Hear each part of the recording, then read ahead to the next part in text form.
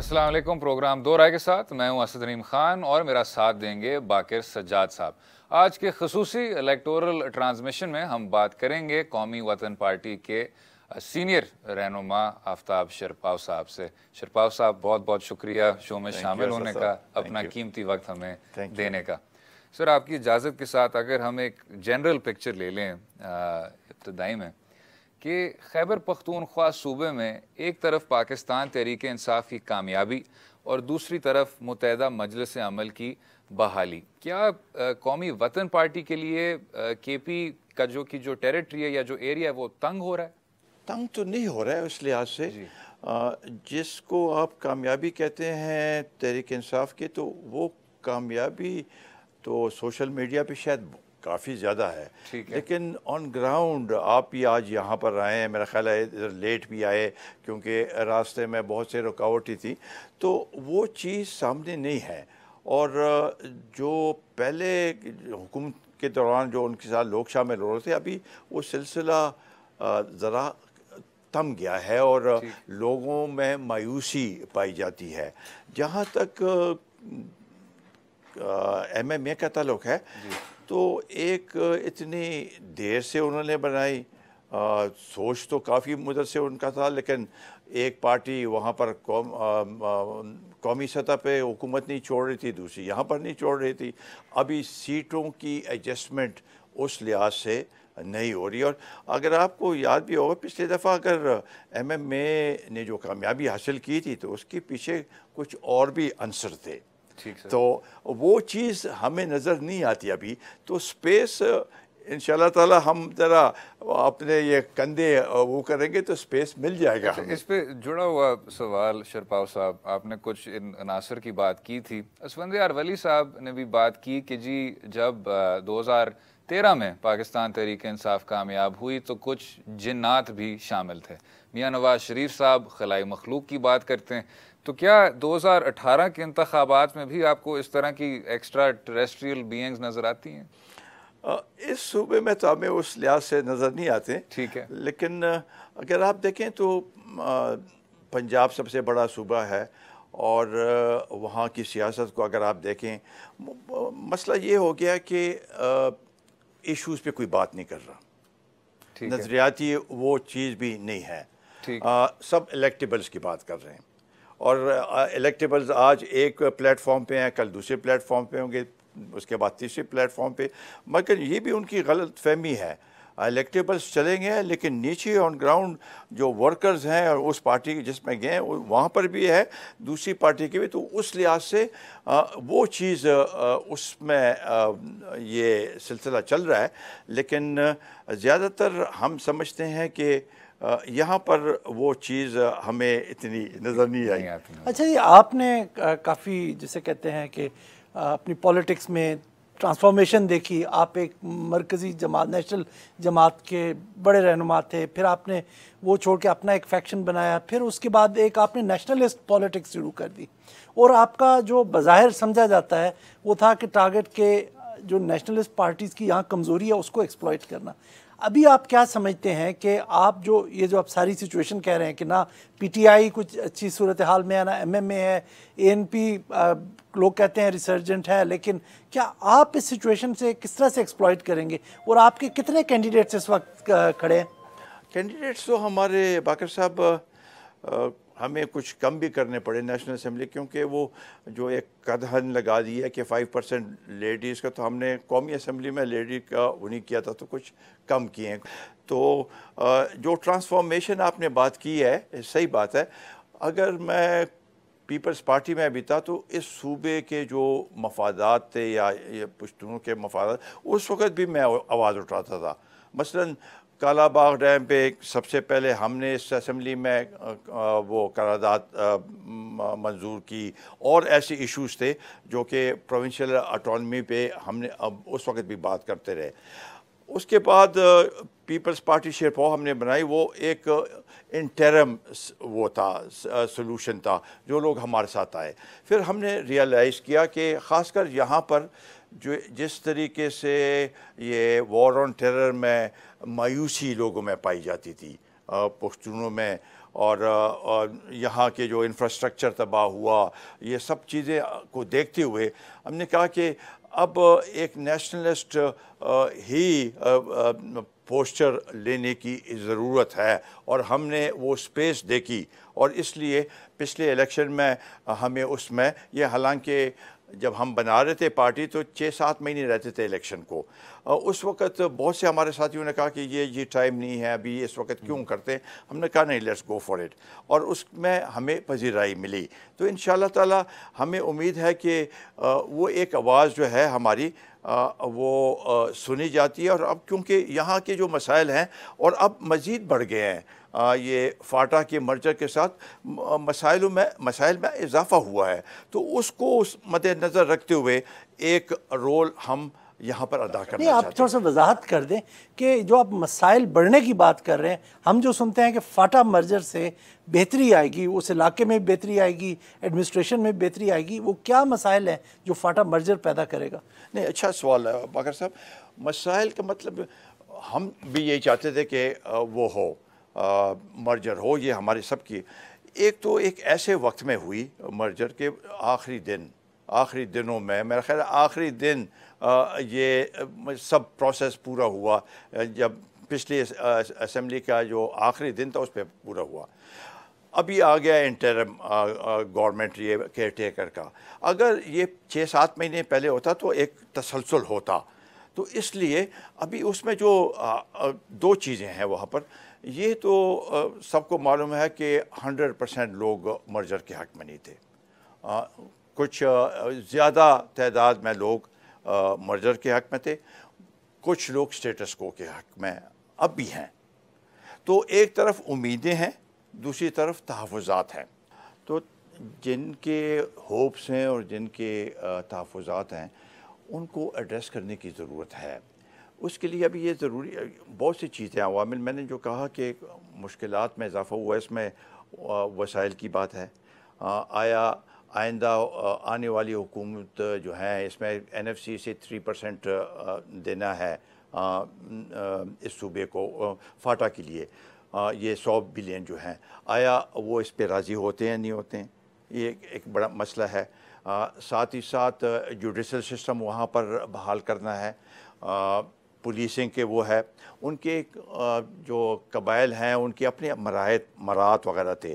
تو ہمارا بنیادی مقصد یہ ہے کہ یہاں پر جو بھی حکومت آئے گی، اگر وہ ان مسائل کو سمجھتے ہوں تو شاید یہ آسانی سے ہو سکے گا۔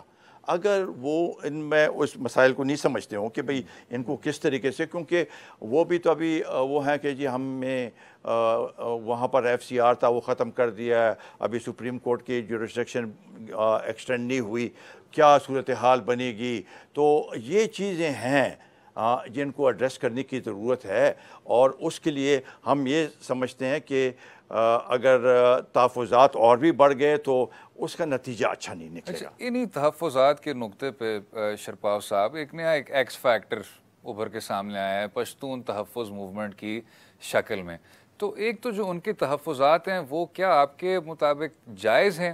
اور دوسرا سے جو انہوں نے لاپتہ افراد کی کئی بار بات کی، ابھی جسٹس جاوید اقبال صاحب نے بھی یہ پارلیمانی کمیٹی کو کہا کہ 4000 افراد تھے جن کی ایکسٹراڈنری رینڈیشن کی گئی تھی پرویز مشرف صاحب کے دور میں۔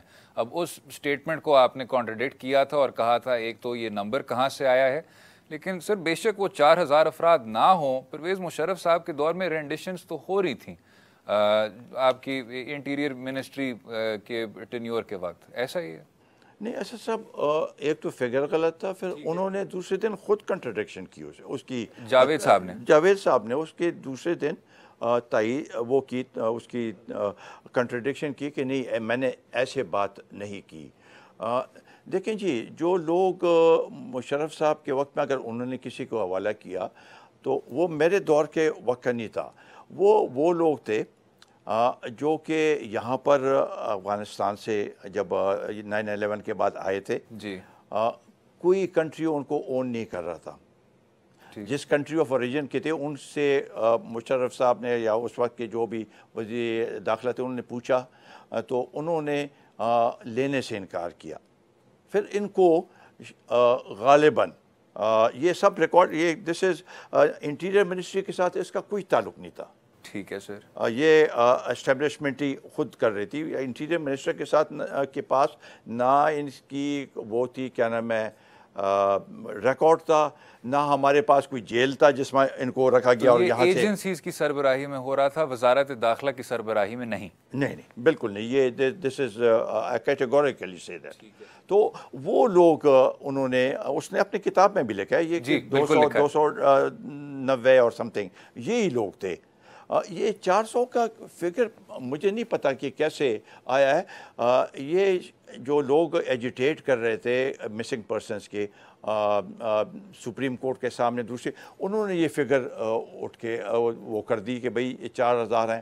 4000 تو ہو ہی نہیں سکتا، ممکن ہی نہیں ہے. اور اب سر یہ جو پی ٹی ایم بات کرتی ہے، فینسنگ کی بات کرتی ہے، لینڈ مائنس کی کرتی ہے، لاپتہ افراد کی کرتی ہے، ایکسٹرا جوڈیشل کلنگز کی کرتی ہے، اس پہ سر اگر قومی وطن پارٹی کا بھی موقف مل جائے. دیکھیں ہم تو جو ان کے تحفظات ہیں اس میں بہت حد تک تو وہ ہے، حقیقت ہے. مطلب یہ ہے کہ لینڈ مائنس تو دیکھیں، ایک تو یہ سب سے پہلے میں لینڈ مائنس پہ یہ بات کروں کہ جب یہ علاقے کلیئر ہوئے، یہاں سے جو ملیٹنٹس تھے ان کو نکالا گیا، تو پریشر پڑا آرمی پہ کہ جی ہم لوگوں کو واپس جانے دیں. وہ رزسٹ کر رہے تھے کیونکہ لینڈ مائنس کی وجہ سے، کہ جب تک علاقہ کلیئر نہیں ہوگا، اگر یہ لوگ جائیں گے تو وہاں حادثات ہوں گے، پھر ساری بلیم ہم پہ آئے گی. ابھی تک وہ پورا وہ inch by inch, square meter by square meter اس کو وہ کر رہے تھے، کلیئر کر رہے تھے. ایک تو یہ چیک پوسٹوں کا ایک مسئلہ تھا جس پہ انہوں نے فوری طور پہ اس کا ازالہ کیا، بہت حد تک کم کر دی ہے. ایسے لوگوں کو لگایا جو کہ اس لینگویج کو سمجھتے تھے، کلچر کو سمجھتے تھے. خواتین چونکہ وہاں پر زیادہ ان کے پاس تھے نہیں، وہ نہیں ہوا. تیسرا مسنگ پرسن کا، تو مسنگ پرسن ابھی یہ جو بات ہو رہی ہے کہ مسنگ پرسن کون سے علاقے کے، آیا سارے فاٹے کے یا دوسری جگہوں کے، تو اس میں کچھ انیملیز اس لحاظ سے ہیں کہ جب سوات کے آپریشن ہوئے وہاں پر کچھ لوگوں کو وہ کیا گیا. ابھی ان کی آپ کہاں پر ایف آئی آر کٹوائیں گے، اس کے لیے کوئی طریقہ کار ڈھونڈنے کی ضرورت تھی. تو اس میں شاید وقت اس لیے لگا، اور اس میں بھی وہ کام کر رہے ہیں اس لحاظ سے. تو میرا خیال ہے کہ ہم تو کہتے ہیں کہ جی جو بھی بات ہو اس کو ایک فورم پہ لانے کی ضرورت ہے. یہ جو موومنٹ ہے پہلے ایک نام سے تھی، پھر ابھی بعد میں تحفظ موومنٹ، اور پھر جی اس کے نقیب اللہ مسعود کے بعد اس نے ایک اس کا دائرہ بڑھ گیا. ہم بھی کہتے ہیں کہ نقیب اللہ مسعود کے جو قاتل ہیں ان کو سزا دی جائے. پکڑا بھی گیا ہے اس کو، اگر جیل میں نہیں سب جیل میں گھر میں رکھا گیا غلط ہے. ایک ہی جیسے وہ ہونا چاہیے سب کے ساتھ، اور جتنا اسپیڈلی اس کا وہ ہو سکے اس کی شیرپال صاحب یہ بتائیے کہ وہ تو ٹھیک ہے کہ ہم سب ایگری، ان کے ساتھ بہت سی ڈیمانڈ کے ساتھ کافی لوگ ایگری کرتے ہیں، لیکن اس موومنٹ نے ایک اویکننگ پیدا کی خیبر پختونخوا میں اپنے رائٹس کے بارے میں. وہ کس حد تک انفلوئنس کرے گی جو پولز کا آؤٹ کم ہے؟ پی ٹی ایم خود سے تو شاید اس طرح الیکشن میں نہیں اتری، ان کے چند عہدیدار جیسے علی وزیر کنٹیسٹ کر رہے ہیں، جو سابقہ فاٹا کے علاقے تھے وہاں سے اپنا کر رہے ہیں. تو کیا آپ سمجھتے ہیں کہ یہ چیز اب آنے والے پارٹیز کو بھی اس کا نتائج کا سامنا کرنا پڑے گا کہ جس طرح کی وہ اویکننگ لے کے آئیں؟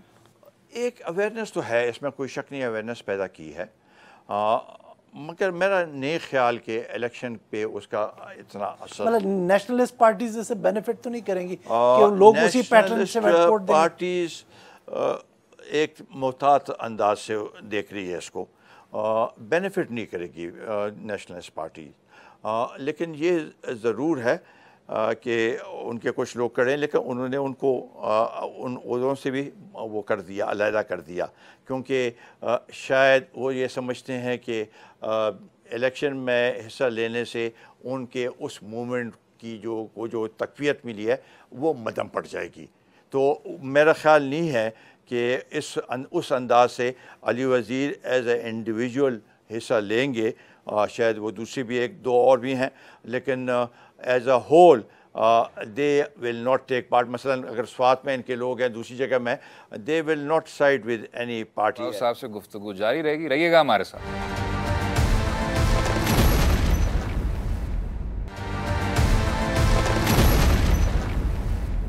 ویلکم بیک ٹو دو رائے. بات کر رہے تھے قومی وطن پارٹی کے سینئر لیڈر آفتاب شرپاؤ صاحب کے ساتھ. آفتاب شرپاؤ صاحب، یہ بتائیے گا سر کہ جب ہم کیو ڈبلیو پی کے نظریے کو دیکھتے ہیں یا کیو ڈبلیو پی کے منشور کو دیکھتے ہیں تو وہ کون سے حصے ہیں جو لوگوں کو کمپیل کرے کہ کیو ڈبلیو پی کو ووٹ دیا جائے؟ اسد صاحب، جو صورتحال یہاں پر ہم پہ گزری ہے، خاص کر اس صوبے میں، پشتون ایک تو مایوس ہے. ٹھیک ہے. اتنی زیادہ پریشانیوں میں مبتلا ہے، اپنے گھر میں بے گھر ہوئے ہیں آئی ڈی پیز کی شکل میں. یہاں پر اگر ہم کہتے ہیں کہ 60,000 سے زیادہ لوگ ہمارے شہید ہوئے ہیں تو اکثریت اس صوبے کی ہے. ٹھیک ہے. یہ بھی ہے. تو اس کو ہم سمجھتے ہیں کہ پشتونوں کو حوصلہ دینے کی ضرورت ہے، ان کے ساتھ مل کے. ہمارے لوگ پہ اٹیکس بھی ہوئے ہیں لیکن ہم پیچھے نہیں ہٹے، ان کے ساتھ ہی رہے ہیں. دوسرا، بہت سی جگہوں میں جہاں پر یہ ہائی لائٹ ہوئی ہے کہ پشتونوں کے ساتھ زیادتی ہوئی ہے، چاہے وہ شناختی کارڈ کا ہو، چاہے ایکسٹرا جوڈیشل کلنگ کا ہو، تو ہم کہتے ہیں کہ ان کو تحفظ بھی دو، عزت بھی دو. یہ بنیادی. پھر اس صوبے کے حقوق کی ہم بات کرتے ہیں. پچھلے حکومت نے اس شدت کے ساتھ اس صوبے کے حقوق کو نہیں اپنایا. میں سمجھتا ہوں کہ ان کی حکمت عملی اس میں ذرا فالٹی تھی. ٹھیک ہے. اس لحاظ سے کہ عمران خان کا تو جھگڑا تھا نواز شریف صاحب کے ساتھ. پرویز خٹک صاحب کو چاہیے تھا کہ ایک ایسے رول ادا کرتے کہ ہم اپنا حصہ بھی لے سکتے، اور کوئی ایسی بات ہوتی تو نواز شریف کے ساتھ ایک برج کا کام کرتے. ٹھیک ہے. یہ حکمت عملی ہوتی. تو وہ اس نے بھی جا کے کنٹینر پہ بیٹھ کے نعرے شروع کر دیے. شاید پارٹی ڈسپلن کو فالو کر رہے ہو نا. پارٹی لیڈر تو ایکسپیکٹ کرتے کہ جہاں پہ ان کی گورنمنٹ ہے وہ ان کا چیف منسٹر ساتھ نہیں کھڑے. Party discipline. لیکن ساتھ ہی ساتھ اس سے پہلے اگر آپ دیکھیں مشرف کے وقت میں یہاں پر ایم ایم اے کی حکومت تھی. مولانا صاحب یہ سب ایم ایم اے مشرف کے خلاف تھے، لیکن اکرم درانی ایک رول ادا کرتا تھا جی کہ اپنے حقوق کے لیے. ایک برج کا رول. یہ سمجھتے ہیں کہ ایک برج کا کام یہ ضروری ہوتا ہے سیاست میں. اس کا یہ مطلب نہیں ہے کہ اس کے اوپر کوئی ڈاؤٹ کرے پرویز خٹک پہ، مگر اس رول سے کم از کم جس صوبے نے ان کو اتنی ووٹ دیے اور جس نے ان کو کامیاب کیا تو ان کے حقوق تو کم از کم دلوا سکتے. کیونکہ تشدد یا جنگ کے ذریعے یا دھرنے کے ذریعے تو وہ حقوق ہمیں ملے نہیں. میرا خیال ہے دلائل کے ذریعے بہتر طریقے سے. اچھا شرپاؤ صاحب، یہ ابھی آپ 2-3 دن پہلے چارسدہ میں آپ نے کوئی جلسہ کیا، آپ نے تمام پارٹیز کو ڈسکریڈٹ کیا. آپ نے کہا کہ پی ٹی آئی لوگوں کو بیوقوف بناتی رہی، نواز شریف کی پارٹی نے جھوٹے وعدے کیے، ایم ایم اے اور نواز شریف دونوں ایک ہی سکے کے دو رخ ہیں. تو آپ کیا سمجھتے ہیں کہ آپ کے جو ساتھ پارٹی کے لوگ ہیں وہ ان پارٹیوں سے کس طرح مختلف ہیں؟ کیونکہ ہم تو اسی سوسائٹی سے آ رہے ہیں نا. جو باقی پارٹیز کو اچھے لوگ نہیں دے رہے تو آپ کی پارٹیز کو کس طرح اچھے لوگ دیے ہوں گے؟ بغیر صاحب شاید ایسے الفاظ میں نے نہیں استعمال کیے ہوں، لیکن یہ میں سامنے آپ کی سٹوری کرٹیسائز تینوں کو کیا ہے میں نے. جو تحریک انصاف کا میں نے کہا کہ وہ کہتے ہیں کہ دو نے ایک پاکستان. جی. تو میں نے کہا وہ تو ٹھیک ہے، اچھی بات تھی اگر ایک پاکستان بن جائے، لیکن انہی لوگوں کو جن کو انہوں نے کرٹیسائز کیا، وہ سرمایہ دار، وہ جاگیردار، وہ لوٹ مار والے، ان کو انہوں نے ٹکٹ دے دیے، تو پھر کیسے ایک پاکستان وہ بنانا چاہتے ہیں؟ وہ غریب تو ویسے کہ ویسے رہ گئے. اس کا میں نے کہا تھا نواز شریف کا کہ وہ کہتے ہیں کہ ووٹ کو عزت دو. ہم نے کہا پشتون کو عزت دو، کیونکہ ہمارے ساتھ بھی جاتیاں ہوئی ہیں. تو اس لحاظ سے میں نے یہ بات کی تھی کہ وہ کہتے ہیں کہ وہ اس کو ووٹ کو عزت دو، ہم کہتے ہیں کہ پشتون کو عزت دو اور غریبوں کو عزت دو، پشتون کو عزت دو. تو وہ بہتر اس طریقے سے ایم ایم اے میں جو کنٹراڈکشنز میں پہلے بھی بتا چکا ہوں اس کے بارے میں نے بات کی تھی. اچھا شرپاؤ صاحب، یہ جو ایک پاکستان تحریک انصاف کا بہت ہی بنیادی ستون بن چکا ہے احتساب اور اینٹائی کرپشن، تو ان کے دور کے شروع والے سال میں بہت بار یہ کہا گیا کہ جی پی ٹی آئی کی طرف سے کرپشن نہیں ہو رہی, وہ کیو ڈبلیو پی کے وزراء تھے, اور جب کارروائی کی بھی بات کرتے تھے تو وہ بھی کیو ڈبلیو پی کے وزراء تک محدود ہی ہوتی تھی. آپ کی جماعت کا احتساب کے متعلق کیا موقف ہے؟ ہم سمجھتے ہیں کہ احتساب ہونا چاہیے جی, اور اکراس دی بورڈ ہونا چاہیے. ٹھیک ہے. جو 2 وزراء ہمارے انہوں نے الگ کیے تھے 2013 میں, ان پہ ایک تو نے تو عمران خان صاحب پہ کیس بھی کیا, ٹھیک, وہ پیش نہیں ہوئے, جیسے حزب معمول کا.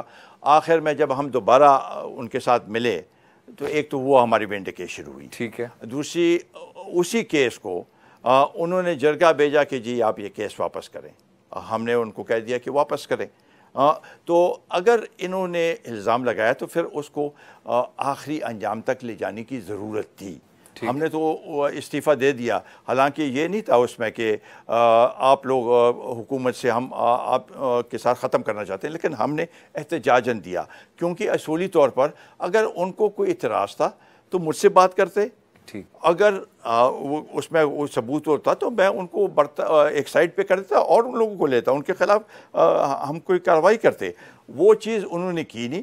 تو اس لحاظ سے ان کے جو آپ کہتے ہیں انہی دنوں میں ان کے کچھ لوگوں پہ بھی الزامات تھے اور ان کو برطرف کیا گیا, لیکن جو ہے فساد ہمارا لیا گیا. ہمارے ان کو وہ کیا, اب اپنے لوگوں کو ایک طرف کر دیا, جو الزامات سنگین الزامات ان پہ تھے.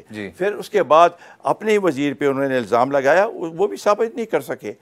جو احتساب جو انہوں نے یہاں پر وہ ڈھانچہ بنایا ہوا تھا, اس کے جو چیف ایگزیکٹو یا چیئرمین تھے اس کو انہوں نے نکال دیا, کیونکہ انہوں نے کوئی بیانات دیے. اس کے بعد آخری دم تک انہوں نے کسی اور کو نہیں لگایا. وقفہ لیتے ہیں, گفتگو جاری رہے گی قومی وطن پارٹی کے سربراہ آفتاب شرپاؤ صاحب کے ساتھ. Stay with us.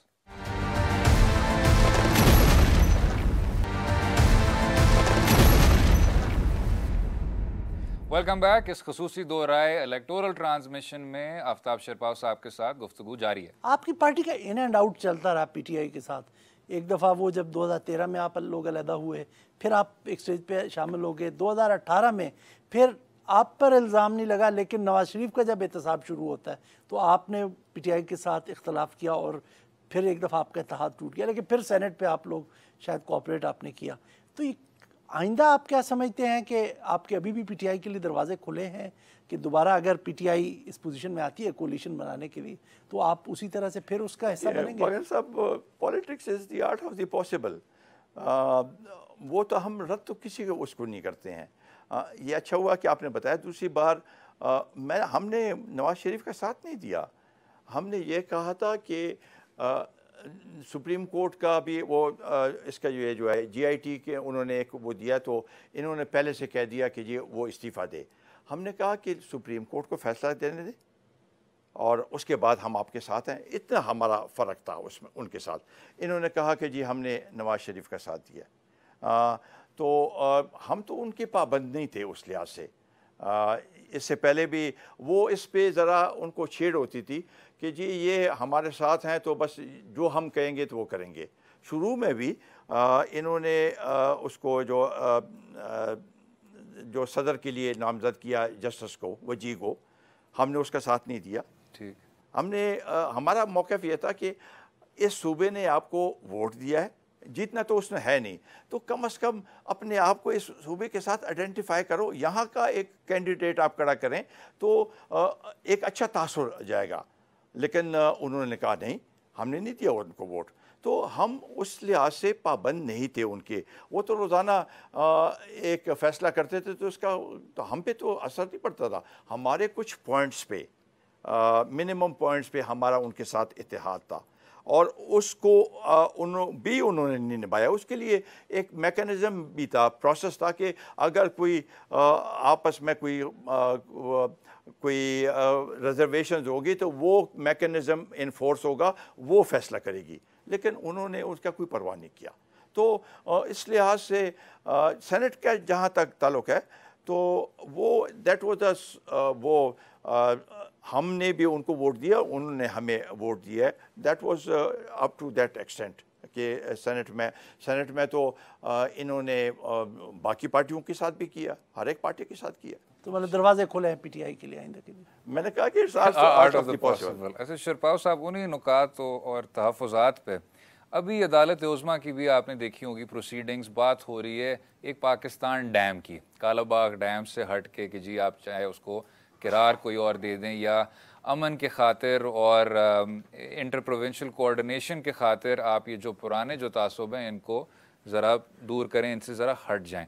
تو کیو ڈبلیو پی کیا اس طرح کا کوئی سمجھوتا کر سکتی ہے کالا باغ ڈیم پہ, یا کیپنگ ان مائنڈ سر کہ پاکستان ایک واٹر اسٹریسڈ ملک کا سٹیٹس ابھی اپنانے والا ہے؟ جی اسد صاحب بالکل صحیح بات ہے, ایک واٹر اسٹریس ملک تقریباً ہے. جی ہم کالا باغ ڈیم کا جہاں تک تعلق ہے تو ہمارے اسمبلی میں 3 دفعہ یونینیمس قرارداد پاس ہوئی اس کے اگینسٹ. جی ہاں. سندھ میں ہوئی ہے, جی ہاں, بلوچستان میں ہوئی ہے, جی ہاں, نیشنل اسمبلی سے بھی ناٹ ود یونینیمس لیکن وہاں سے بھی پاس ہوئی. لیکن جس فورم پہ اس کو اٹھایا جا رہا ہے, کیا یہ اس کا فورم ہے؟ سپریم کورٹ ہی اس کو اٹھا رہی ہے. فورم جو ہے اس پہ لے جائیں, ہم اپنے دلائل دیں گے. ہم سمجھتے ہیں کہ سندھ کو بھی ریزرویشنز ہیں, ہمیں بھی ریزرویشنز ہیں. اگر متبادل ہے اس کا, چاہے وہ بادشاہ ڈیم ہے, چاہے وہ منڈا ڈیم ہے, چاہے وہ کرم تنگی ہے, چاہے اور ہیں. سر اے این پی کہتی ہے کہ بادشاہ ڈیم ہے شاید متبادل. وہی بادشاہ ڈیم, وہی اسی کی میں بات کر رہا ہوں, وہ ہے. اور اس میں اس سے لائف تربیلا کی بھی بڑھ جاتی ہے, بجلی بھی زیادہ پیدا ہوتی ہے. ہاں یہ ضرور ہے کہ ایک ریور کی ہم اس کو آپ ٹیپ نہیں کر سکتے, کابل ریور کو آپ ٹیپ نہیں کر سکتے بادشاہ ڈیم سے. لیکن اس کے لیے آپ یہ کریں کہ منڈا ڈیم آپ بنائیں گے تو سوات ریور بھی آپ کا ٹیپ ہو جائے گا. تو یہ اس طریقے سے آپ اس کو لے جائیں تو پانی بھی مل جائے گا آپ کو, بجلی بھی مل جائے گی. یہاں تک اب تک تو ریزرویشنز ہیں, اور پانی ایک ایسا مسئلہ ہے جس کے اوپر سب کی کنسنسس ہونے چاہیے. یہ تو لڑائیاں ہوتی ہیں پانی کی, اس کے اوپر جب 3 صوبوں کے اور یہ فیڈریشن ہے, فیڈریشن کو تو آپ نے کنسنسس کے ساتھ لے کے جانا ہے. وقفہ لیں گے اور گفتگو جاری رہے گی آفتاب شرپاؤ صاحب کے ساتھ. اسٹے ود اس.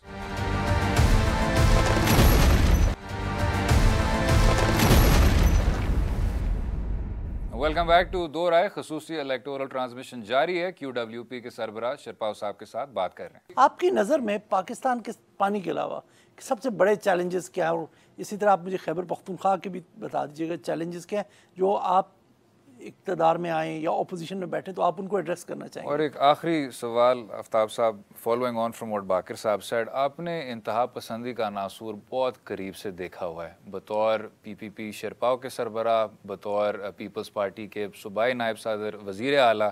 تو وہ جو ایک سلسلہ تھا, اس چیز کو ہم کس طرح قابو پائیں اور پھر اس سے نمٹ جائیں؟ ٹھیک, یہ اسی کو میں پہلے لوں گا. میرا خیال ہے کہ نمبر 1 ایشو اب بھی لا اینڈ آرڈر ہے اس ملک کا. اب تک یہ صحیح ہے کہ بہت حد تک ہم اس پہ قابو پا چکے ہیں, لیکن یہ ایک لل پیریڈ ہے. اب بھی یہ صورتحال پیدا ہو سکتی ہے, ریسرجنس ان کی ہو سکتی ہے, وہ ختم نہیں ہوا وہ ناصور, یہ چلتا رہے گا. تو اس کو جب تک ہم اس پہ قابو نہیں پا سکیں گے, ملک ترقی نہیں کر سکے گا. ایک واقعہ ہو جاتا ہے تو انویسٹر جو ہیں وہ بھاگ جاتے ہیں. تو اس لحاظ سے یہ میرا خیال ہے بہت ضروری, اور اس میں میں یہ سمجھتا ہوں کہ اس کے ضمن میں پاک افغان کی جو ریلیشن شپ ہے اس کو دیکھنے کی ضرورت ہے کہ اس کو کس طریقے سے ہم آگے بڑھائیں, ہم یہ مسٹرسٹ ختم کریں, جوائنٹلی اس کو اس ایشو کو وہ کریں, کیونکہ ہم چاہتے ہیں کہ اس خطے میں امن قائم ہو, اور خطے میں امن سارے جتنے بھی ہمسایہ ممالک ہیں ان کا ایک کردار ہے جو کہ ضروری ہے. تو یہ ایک ایشو ہم سمجھتے ہیں. پانی کا بھی ایشو ہے. دوسرا, ہماری اکانومی از ناٹ بڑی فریجائل ہے.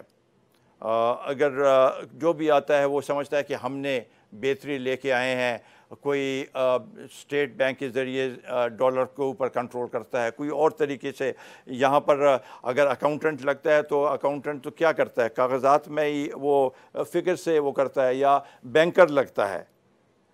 फाइनेंस मिनिस्टर मेरा हमेशा से ये हो रहा है कि वो एक पॉलिटिशियन होना चाहिए, जिसको आवाम के नब्ज़ का भी पता हो, और सिर्फ ये कागज़ी कार्रवाई नहीं कि तो वो फ्रेजाइल है ठीक इकोनॉमी, उसको किस तरीके से हम वो करते हैं, ये बहुत वो है। और इसमें टैक्सेस जो नहीं देते हैं उसको हमने आगे उसको वो करना है। इस सूबे का मैं समझता हूँ कि हमारे जो एक मैंने शुरू में बात की है, ये बड़ा इशू है, इसको अभी हम किस तरीके से निभाते हैं। फाटा और उनका जो है आपस में ये सारा मिलाप मर्जर, और इसको कैसे आगे खुश असलूबी से लेके जाते हैं। लॉ एंड ऑर्डर का बहुत बड़ा मसला है, हमारे वसाइल का मसला है, ये चीज़ें इस सूबे की हैं। बेरोज़गारी बहुत ही ज़्यादा यहाँ पर बढ़ गई है, बेरोज़गारी के साथ भी लॉ एंड ऑर्डर का मसला बनता है। तो ये इन चीज़ों को, और जहाँ तक फॉरेन पॉलिसी का, मेरा ख़्याल है कि हमारी उसमें नेशनल सिक्योरिटी और फॉरेन पॉलिसी दो ऐसी चीज़ें हैं जिसके ऊपर तवज्जो देने की ज़रूरत है। नेशनल सिक्योरिटी और फॉरेन पॉलिसी में हम जो हमारे हमसाया ममालिक हैं उनके साथ कुर्बत, उनको किस तरीके से हम आगे लेके जा सकते हैं, इसका महवर यहाँ होना चाहिए। और उसके बाद अमेरिका के साथ ताल्लुक़ और दूसरे ममालिक के साथ ताल्लुक़ की बात आती है। तो इन चीज़ों के ऊपर अगर हम तवज्जो दें तो मुल्क आगे बढ़ सकता है। हैविंग सेड दिस, आखिरी बात जो मैं कहूँगा वो ये कि इस मुल्क को एक जेन्युइन लीडरशिप की ज़रूरत है। मुख्तसरन आफ्ताब साहब, आपने कौमी सलामती और ख़ारजा पॉलिसी की बात की, तो कई बार कहा जाता है कि वो सिविलियन दायरे में नहीं है। क्या आप इससे इत्तफ़ाक़ करते हैं, और अगर इत्तफ़ाक़ करते हैं तो इसका हल क्या है? ये बहुत हद तक सही है, और मैं समझता हूँ कि ये स्पेस ख़ुद सिविलियन हुकूमत ने दी है। ठीक है, क्योंकि यहाँ पर इतनी आपस में ये लड़ाई झगड़ा और ये डरना वाला सिलसिला, उसके बाद कि इसके ऊपर तवज्जो नहीं देगी। आप जब मुल्क में वज़ीर वो ख़ारजा 3, साढ़े 3, 4 साल ना हो जी हाँ। तो क्या आप तवक्को रख सकते हैं? ये स्पेस हमने दिया नेशनल सिक्योरिटी में भी, उसमें भी, दोनों में भी। दोनों को आपस में मिल के काम करनी चाहिए, ये बहुत इंपॉर्टेंट वो हैं। क्योंकि हमारे नेबर्स आप देखें, एक तरफ अफ़गानिस्तान, दूसरी तरफ इंडिया, ये दोनों ऐसे हैं, बॉर्डर्स हमारे वॉलेटाइल हैं कि दोनों को मिल के कुछ काम जो मिलिट्री ब्यूरोक्रेसी का है, जो सिविल ब्यूरोक्रेसी है, उसका एक वाइडर पिक्चर होता है। और आखिरी बात मैं ये करूँगा कि मुल्क में एक जेन्युइन लीडरशिप आएगी तो शायद लोग एतमाद कर सकेंगे। अगर ये डिवाइडेड हाउस होगा और कोई और आ जाए, फिर ये धरनों का सिलसिला शुरू हो जाए और इश्यूज़ को सही एड्रेस ना किया जाए, तो मेरा ख्याल है कि मुल्क आगे नहीं जा सकेगा। आफ्ताब शरपाव साहब, बहुत शुक्रिया शो में शामिल होने का, अपना कीमती वक्त देने का। Pleasure sir. उम्मीद है आपको आज का प्रोग्राम पसंद आया होगा। मुझे और बाकर सज्जाद साहब को अपनी राय से भी आगाह कीजिए सोशल मीडिया के लिंक्स के ज़रिए, और इजाज़त दें। खुदा हाफ़िज़।